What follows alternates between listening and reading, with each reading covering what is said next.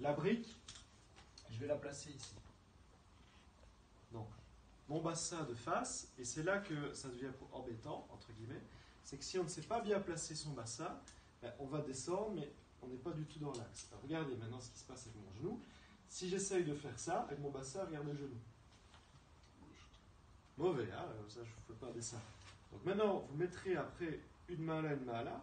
Il faut trouver un compromis pour descendre dans sa hanche sans détériorer son genou. Donc ça doit reculer, et surtout ça aussi, ça doit reculer. Ça prend des mois et des années. Hein. Moi, j'y suis pas encore non plus, hein, correctement. Donc au début, il ne faut pas trop se pencher en avant. Il faut quasi se repousser de son genou. Donc là, on a le socle des jambes pour le guerrier. Donc le guerrier, concrètement, c'est cette position. On allonge bien les bras, on tourne la tête. Maintenant, je vais aller dans Parshvokonasana, donc translation.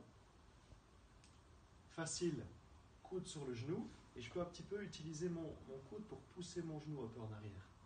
Donc, 1, 2, 3.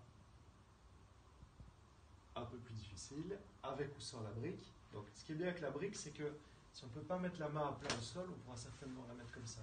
Sinon, on peut très bien travailler ici, c'est très bien aussi. Ou là. Ne pas trop vite aller au sol, sinon on s'écrase. Puis pareil.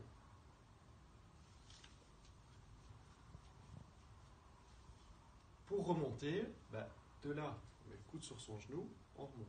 Et puis pareil que tout à l'heure, on va faire un grand mouvement circulaire sans faire ça. On reste bien engagé dans le bassin et on remonte ici. Puis les mains sur l'horizon nouveau. On retourne la jambe. Pied en place. Talon droit. Pointe. Tadasana.